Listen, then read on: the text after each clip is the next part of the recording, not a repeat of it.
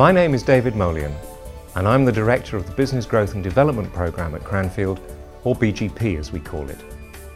We've been running BGP for over 20 years, and in that time, well over 1,100 owner-managers have worked with us to grow their sales and profits and to develop themselves as leaders.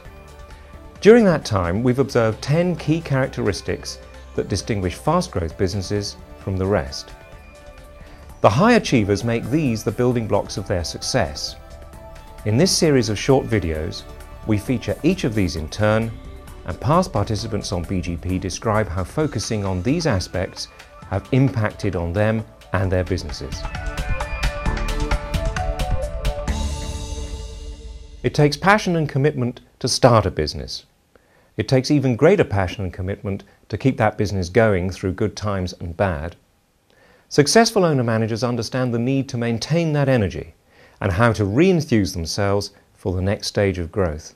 In terms of passion for the business, it's so important, and now here we are 10 years on. I think my passion is greater now than it was even in the beginning, and I think that's so important in a business. Unless you have passion for what you want to do and you believe you have the energy, will and determination, then it's very hard to succeed. I think when you start a business, obviously you start with all of that kind of passion you want to win. I think then there's a kind of a bit of a dip if you're not careful. And I think the dip comes from people have dreams that they want to achieve, and then they question themselves about that belief. And essentially what it's all about is believe in yourself. The only barriers in life are the ones you erect yourself. If you believe you can, you can. And if you have a team of people, the sum is greater than the individual parts.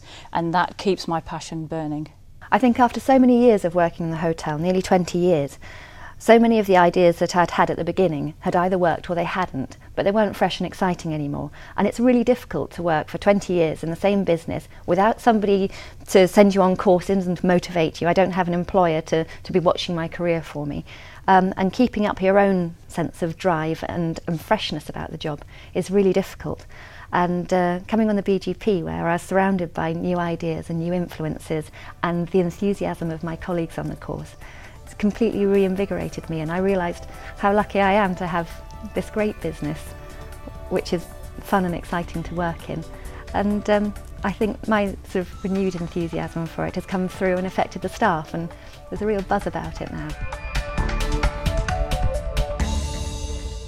Many owner-managers spend almost all their time on day-to-day activities, managing crises and fighting fires.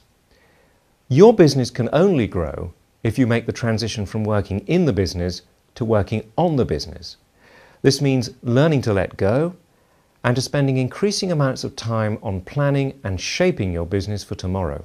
It was quite hard to realise that I was working in the business so much and not really looking at the whole picture of what the business was about. Because I quite enjoyed working in the business. There were bits of it that I did enjoy. There were too many hats. I had lots of hats, and one day I was wearing one day I was wearing another.